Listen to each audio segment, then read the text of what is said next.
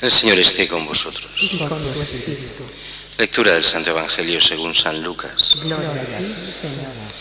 En aquel tiempo designó el Señor otros 72 y los mandó delante de él de dos en dos a todos los pueblos y lugares a donde pensaba ir él.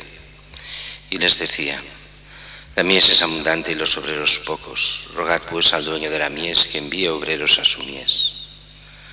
Poneos en camino, mirad que os envío como corderos en medio de lobos.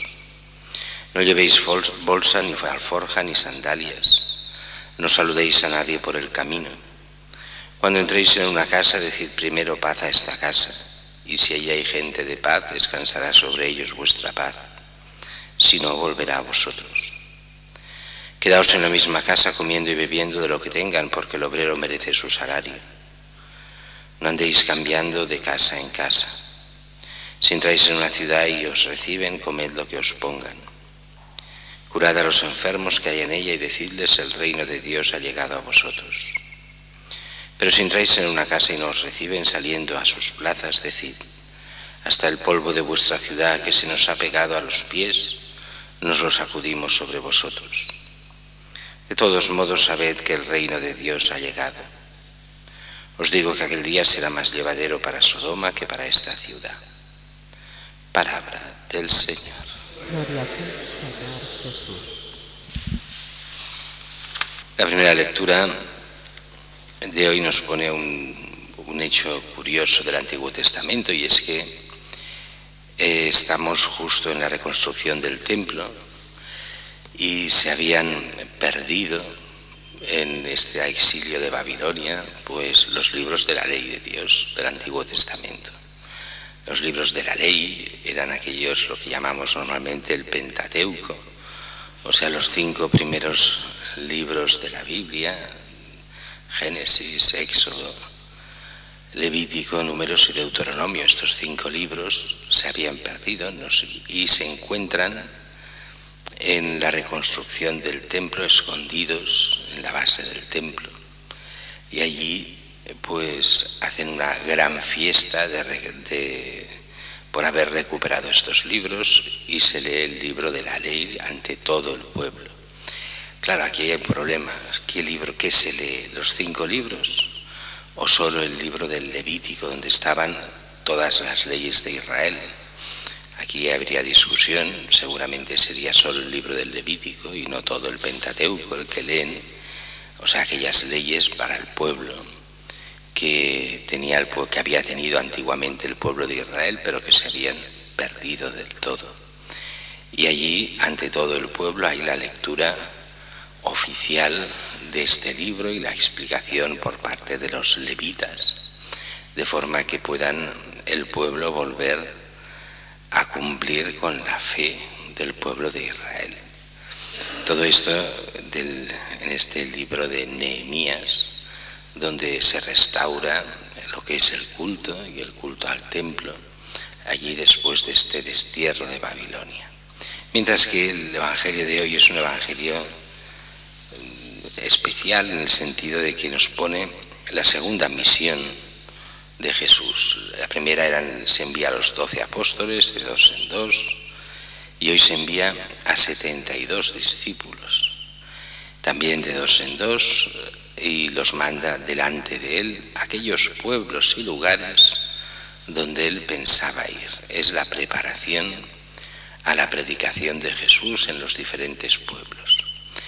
Y eso, cuando son 72, quiere decir que eran la mayoría de los discípulos de Jesús, los que son enviados. Aquí representarían a todos los cristianos con esta misión especial de anunciar el reino de Dios. Es verdad que para la conversión se necesita la gracia, pero es verdad que si el pueblo de Dios no habla con su vida y con su palabra, pues no se llegará a la conversión. Hay una mentalidad muy clerical que piensa que los únicos que han de hablar de Cristo y tal son los curas en la misa, y fuera nada. La mentalidad de Cristo es muy diferente. El cristiano es testigo suyo, todo cristiano, y todo cristiano tiene esta obligación de no solo de mantener su fe, sino en la medida de lo posible, pues ser testigo de Cristo en medio del mundo. Sabemos que nunca ha sido fácil y hoy tampoco es nada fácil hoy proclamar la propia fe, y cuando la mayoría estamos en este mundo de postcristianismo, donde hay ese rechazo a todo lo que sea cristiano. Cualquier otra cosa es bien aceptada, pero lo que es cristiano cuesta, y donde muchas veces hay este rechazo personal contra los cristianos, y además con todos los prejuicios muy grandes, y eso hace que sea esto difícil.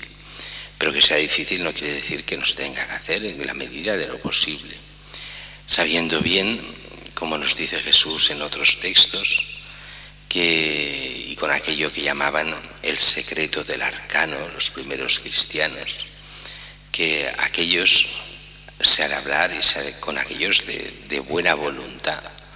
Aquellos que están en contra de todo, no vale la pena ni hablar con ellos, porque de eso se burlarán y no servirá absolutamente de nada. Y por eso a los que no quieren, pues se mantiene el secreto. Aquellos que mínimamente sean de buena voluntad, pues se habla con ellos.